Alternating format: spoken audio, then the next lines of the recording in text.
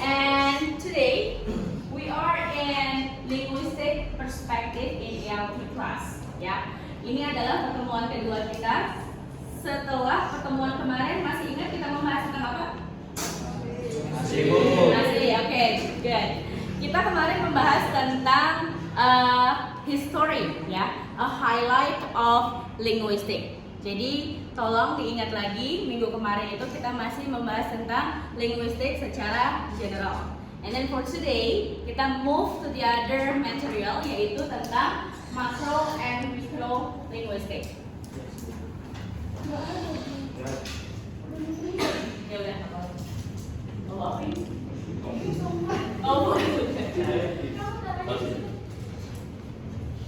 ya, oke.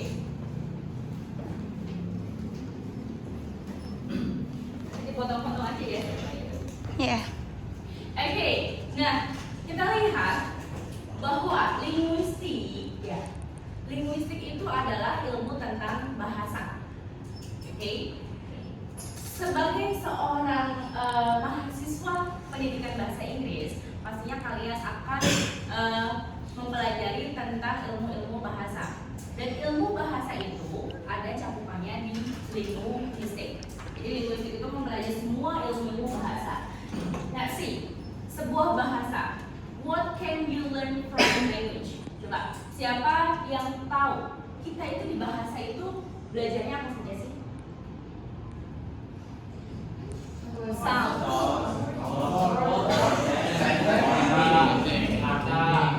Okay, that's very good. That's the scope of linguistic, ya, dari sebuah pembelajaran bahasa. We can learn from sound. Sounds itu apa? Suara. Okay, and then the second adalah word. Word adalah kata. That's good. And then next higher level itu ada sentence. Betul sekali. Itu adalah kalimat. And then next adalah meaning. Oke, jadi itulah cakupan yang akan kalian pelajari dalam ilmu bahasa. Dimulai dari satuan terkecil yaitu suara, ya, sounds, and then we move higher ke tingkat yang lebih atasnya yaitu word. Word itu satu kata, ya. Pastikan you can differentiate between word, sentence, and meaning. Jadi saya pasti sudah yakin, ya, kalian tahu perbedaan antara kata dengan kalimat. Oke, can you give me example? Satu kata. Anyone of you? Wow. Oke, Jihan? Hari. Okay, that's very good. Hari atau day in English is the example of a word. Nah, dari satu kata hari itu, bisakah kalian berikan contoh sebuah kalimat di level yang lebih tinggi? Silakan. What day is it? What day is it? Okay, very good. Thank you. Itu adalah sebuah kalimat tanya. Betul, menanyakan hari apa itu. Oke, berarti saya sudah yakin, ya, kalian sudah memahami perbedaan antara kata dan kalimat. Oke, and then we move to the other. Bahwa tadi ilmu bahasa itu namanya linguistik. Linguistik itu dibagi menjadi dua, ya. The first adalah micro linguistik, and then the second adalah macro linguistik. Okay, now I want someone, coba, siapa yang bisa menyebutkan apa saja yang ada di micro linguistik? Ya, silakan. Microlinguistics includes phonetics, phonology, morphology, syntax, semantics, and pragmatics. Okay, thank you. That's area of microlinguistics. Yeah. Later we will discuss it one by one. And then for the second, macro linguistic. Who want to answer? Okay, silakan. Macrolinguistic includes sociolinguistic, psycholinguistic, neurolinguistic, discourse analysis, cognitive linguistic, computation linguistic, and etc. Okay, so we have two different kind, ya. Jadi di linguistik itu nanti kita akan belajar dua cakupannya. Yang pertama adalah micro. Micro means kecil, ya. And then macro means besar, ya. Nanti di sana ada bidang-bidang ilmunya yang mencakup linguistik mikro, yaitu ada morphology, ada phonetic, ada morphology, ada syntax, and the other things, ya. Sedangkan yang makro artinya besar. Besar di sini bagaimana? Cakupannya lebih luas. It can be related to the other science. Jadi bukan hanya dengan ilmu bahasa, makrolinguistik ini bisa digabungkan dengan ilmu-ilmu lainnya. For example, di sini ada sosiolinguistik, artinya sosiologi dengan linguistik. Jadi nanti ilmu bahasa yang mempelajari dari segi society atau masyarakatnya. And then the other adalah psycholinguistic. Itu gabungan antara linguistik dengan psikologi. Jadi mempelajari tentang jiwa kita, penggunaan bahasanya seperti apa. And then the next adalah neurolinguistic. Ini adalah gabungan dari linguistik dengan neurologi. Neurologi itu berhubungan dengan syaraf, ya. Nanti dilihat bahasanya bagaimana pemrosesan bahasa. And then ada discourse analysis. This is the newest science of linguistics. Jadi ini yang terbarunya, yaitu membedah tentang media, ya. And then the other ada cognitive linguistic, berhubungan dengan pikiran kita, ya. Jadi hampir sama dengan neurolinguistic dalam cakupan yang lebih luas. And then the next adalah computational linguistic. Artinya ini adalah hubungan antara bahasa dengan komputer. Okay, nah later on you can you can read deeply the definition from it. Di sana ada phonetic, ada phonology, ya, ada morphology, dan ada. Jadi di sini satu bahasa itu akan menjadi satu mata kuliah kalian di semester selanjutnya. For example, phonetic dan phonology itu mempelajari bahasa dilihat dari satuan terkecil, yaitu bunyi, sound. Jadi bagaimana sih kalian bisa mengucapkan A? Ketika kalian mengucapkan A, itu organ apa saja yang berfungsi?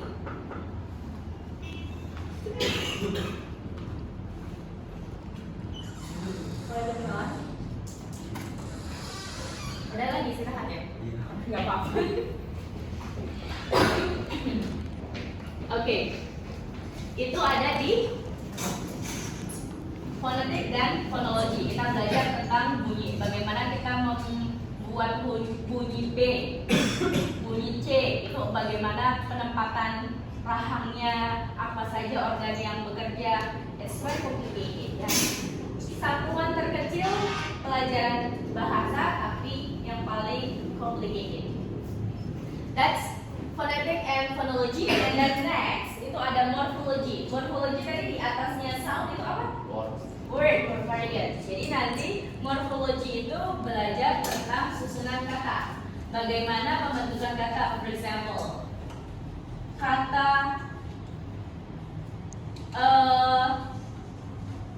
apa namanya? Ada yang berimbuhan, misalkan running. Very good. Running itu ternyata ada imbuhannya dari kata awalnya run ditambahkan ing, seperti itu, ya. Jadi semua kata itu ada pembentukannya, ya. Ada yang infleksi, ada yang derivasi. Nanti semuanya biasanya ada di morfologi, yaitu tentang belajar tentang imbuhan, seperti itu. Okay, and then next, battery running low. Ini ada beberapa contoh yang lainnya, ada syntax, semantic, pragmatics, ya. Kalian bisa baca nanti, ya. Ada sosiolinguistik, ada psycholinguistik, neurolinguistik. Tadi sudah saya jelaskan di awal, ya, definisinya. And then for the next itu ada stylistic, ada discourse analysis, ada computational linguistic, ya. Lalu ada cognitive linguistic and applied linguistic. Okay.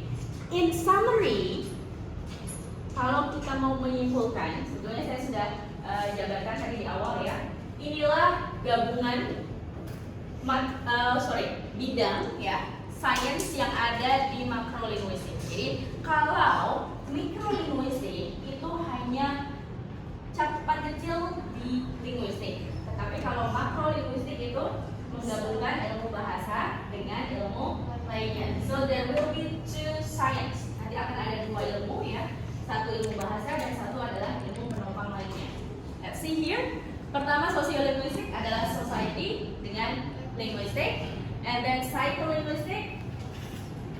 It comes from psychology and language atau linguistik ya. Neurolinguistik itu adalah neurologi dan language, kognitif, linguistik berarti kognitif dan language. Oke, ada pertanyaan sampai sini?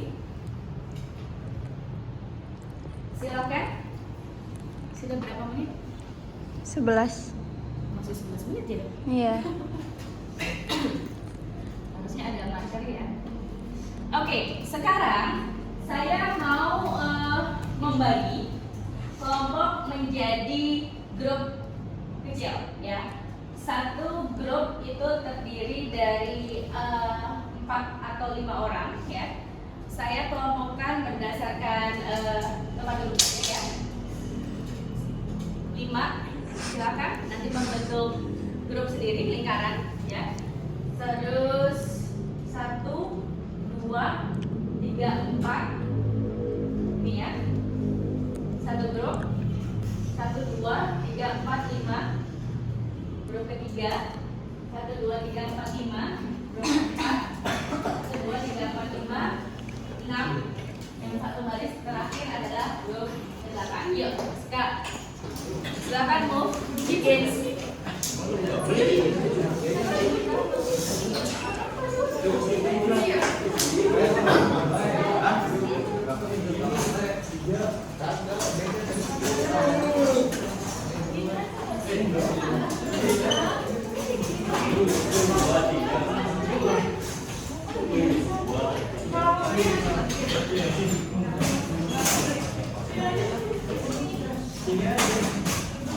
Pastikan ada pembatas antara satu grup dan yang lain.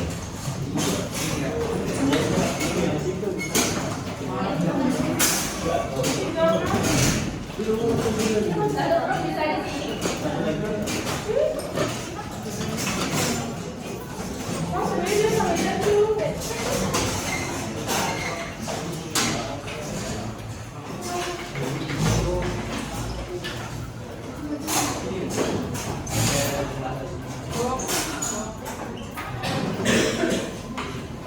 Silakan. The first group. Second group. Okay, this is the second. Agak kesini aja biar ada jalan.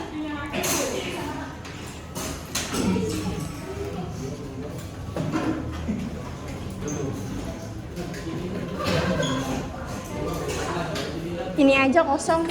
Oke, ini group 3, and then this is group 4, group 5, group 6. Okay, now what you are going to do is in your group, please search in internet, yeah,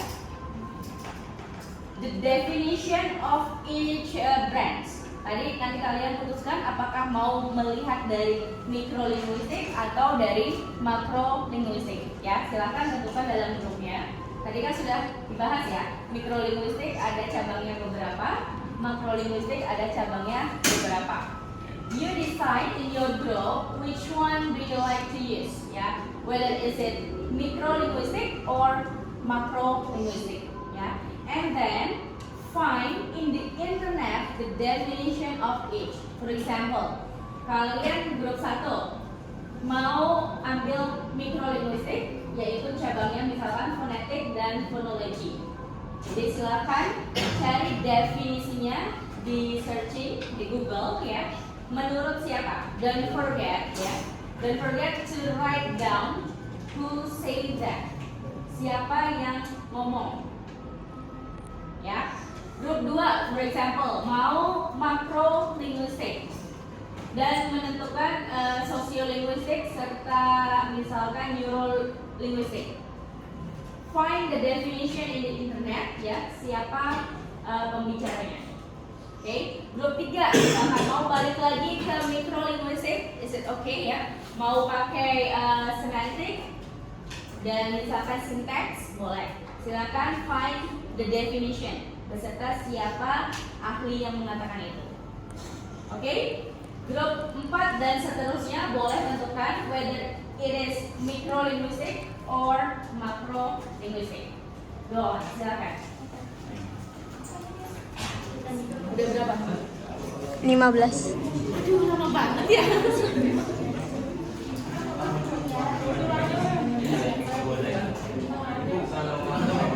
Gak apa-apa, boleh. Ditambahinnya tiap ini. Iya ya. Just one or include. Into science. To science. For example, you choose phonetic and phonology atau syntax and morphology.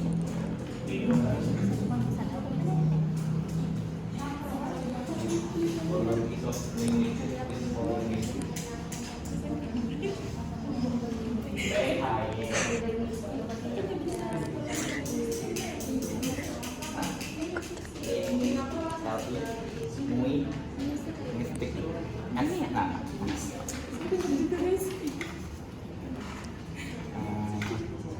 Yang satunya apa lagi?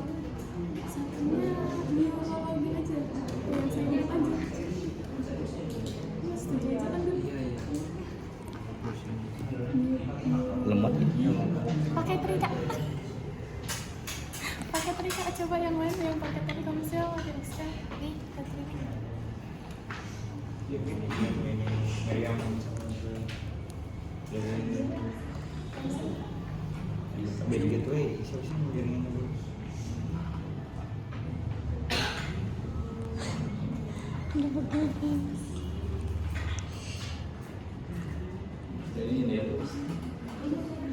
Kayak musuhan anjay.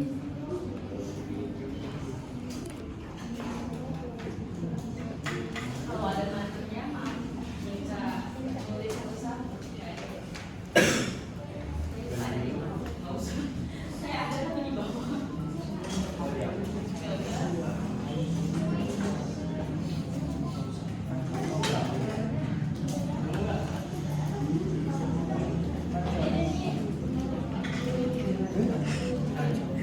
Kita aja.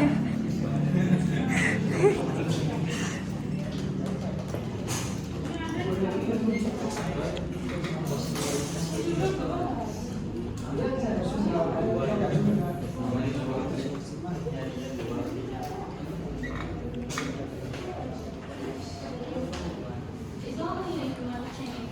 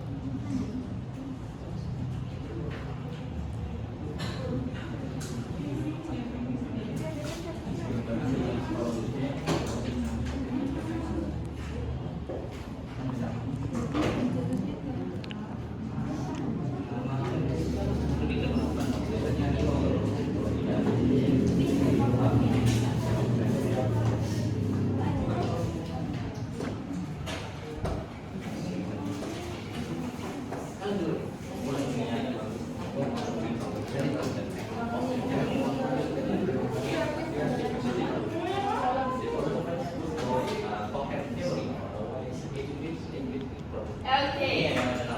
Have you got the definition? Yes. No?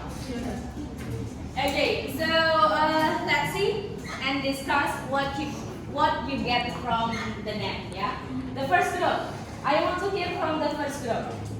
The first group taking micro or macro? Micro. And then what study you choose? morphology and only morphology. That's okay. Is there any other group who choose morphology? No? Only the first group? Okay. Now let's see and pay attention what the first group find about morphology. One of you please share your opinion. You can stand up right away. Morfologi adalah cabang linguistik yang mengidentifikasikan satu satuan dasar bahasa sebagai satuan gramatikal. Okay. Morphology is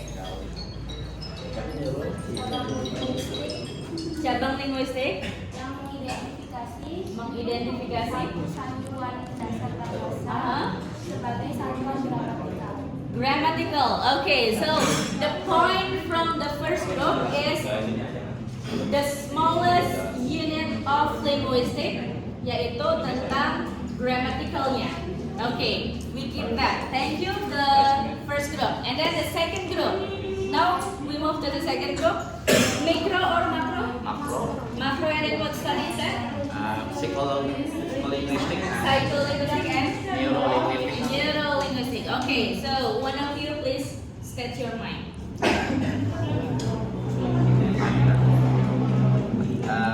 Psycholinguistic is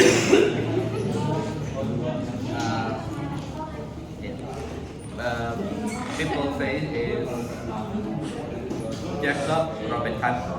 Robert Cantor saying that the psycholinguistic is the study of the mental mechanism that make it possible for people to use language.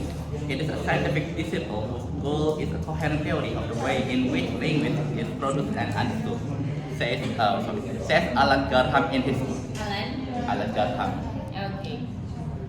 That's psycholinguistic, yeah. And then one more is neurolinguistic, please. Okay. Saying that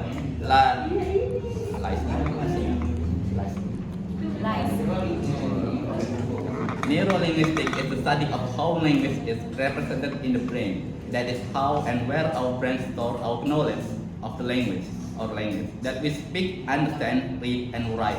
What happened in our brain as we acquire that knowledge, and what happened as we use it on our everyday life.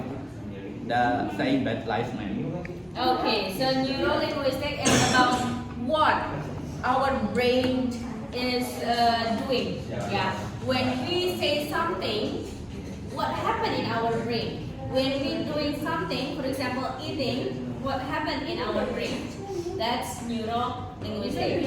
Okay, thank you. The second group and then the third group. Is it micro or macro? Micro. And then what study is that?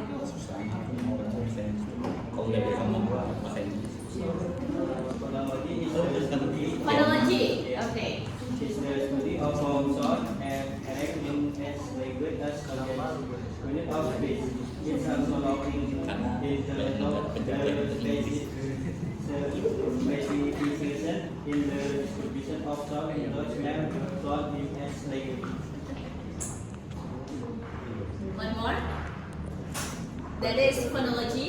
It is about sound, ya. Kita titik beratkan phonology itu ke sound. And morphology Morphology. deals with the form of what, who is what, of what, and constitution of what we smell, and it studies of what are formed in the smell meaningful units. Morphology is divided into two methods: the invalid morphology and derivational morphology. Okay, so I can see the difference, yeah, between the first and then the second, the third group, ya, yang menyatakan tentang morphology, ya. Tadi itu persamaannya adalah smallest grammatical unit terkecil, ya.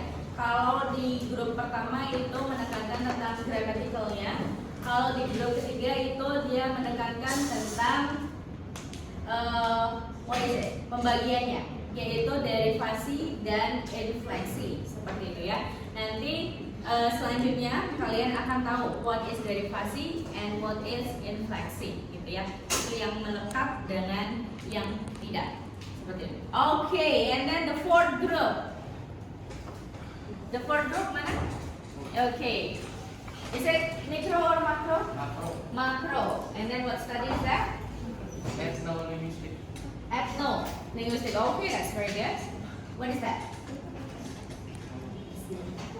Menurut saya, etnolinguistik adalah jenis linguistik yang menaruh perhatian terhadap dimensi bahasa, kosakata, frasa, klausa, wacana, unit-unit bilingual lainnya dalam dimensi sosial dan budaya, seperti upacara ritual, peristiwa budaya, folklore, dan lainnya yang lebih luas. Okay, it's very interesting, yeah, to study about ethno-linguistic because we are not only studying about language but also culture, budayanya, etnonya. Jadi dalam suatu kebudayaan itu kita lihat apakah budaya tersebut mempengaruhi bahasa atau bahasa yang mempengaruhi kebudayaan. Ya, okay, thank you. And then the fifth, grup kelima. What study is it? Microlinguistic, and then it is about semantic and syntax. Please go on. Semantik adalah cabang linguistik yang berkaitan dengan studi makna dalam semua aspek formal. Kata-kata memiliki beberapa jenis makna. Terus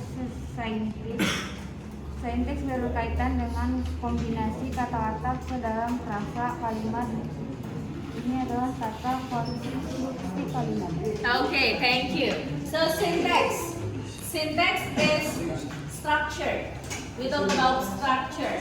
Kombinasi dari word per word menjadi level yang lebih tinggi yaitu kalimat. Itu akan ada di ilmu syntax. Bagaimana satu kata dirangkai menjadi sebuah kalimat. Kita akan temukan itu di syntax. Sedangkan di semantik itu kita lihatnya dari meaningnya, arti katanya, seperti itu ya. Semantik ada di atas ya. Semantik ada di atasnya syntax. The last group, silakan. Grup ke-6. Microlinguistic. Meaning. So it is in semantic. Microlinguistics is a branch of linguistics that concerns itself with the study of language systems in the abstract with regard to the meaning or national content of linguistic expression. In microlinguistic, language is reduced to the abstract mental element and syntax and chronology. Okay, thank you. That is only the definition about microlinguistic ya, without stating what field is it. Apakah itu semantik atau phonology kan ya? Okay, by the way, thank you for searching the definition from each study ya. Nah, sekarang kita akan mengumpulkan definisi yang tadi ya. Silakan kalian rapihkan dan dicatat di buku masing-masing ya. Kemudian untuk di give the name ya, nama anggota kelompoknya, lalu dikumpulkan kepada saya. Bohongan aja. Cut. Udah berapa menit? 29. 29. Oke, kita ke closing aja udah. Cut. Balik lagi sama duduknya, jangan berantakan.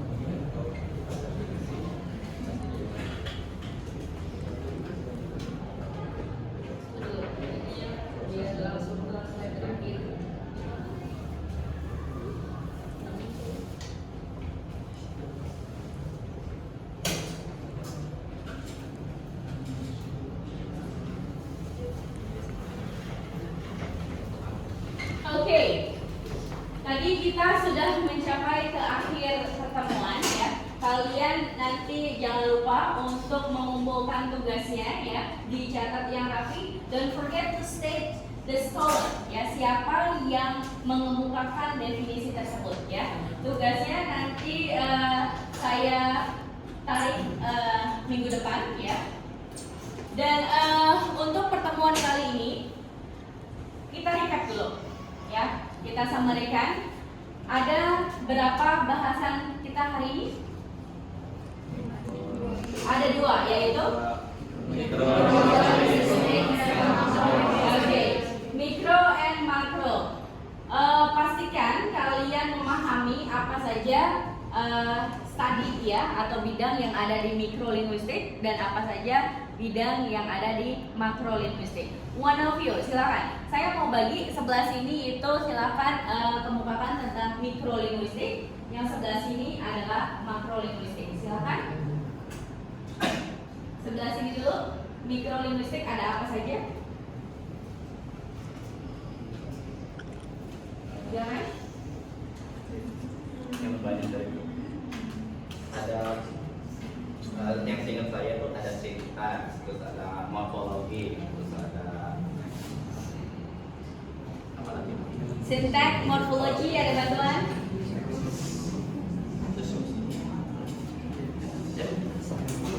Fonologi, fonetik, semantik. Ya, itu adalah bidang-bidang yang ada di mikrolinguistik. And then next, sebelah sini makrolinguistik, siapa yang masih ingat? Neurolinguistic, psycholinguistic, computational linguistic, that's very good. What else? Sociolinguistic, and then ada apa lagi yang masih ingat?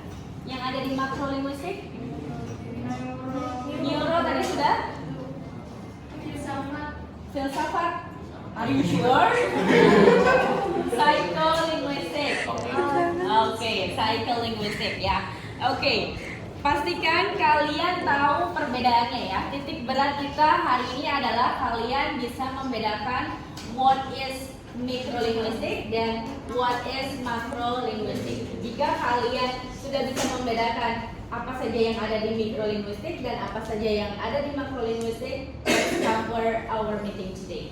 Oke, silakan sebelum saya tutup pertemuannya, jika ada pertanyaan. Nothing. Oke.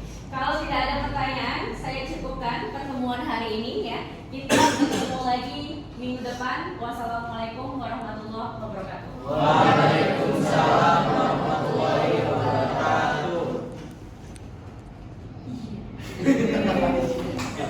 Dadah gitu. Udah ya Bu.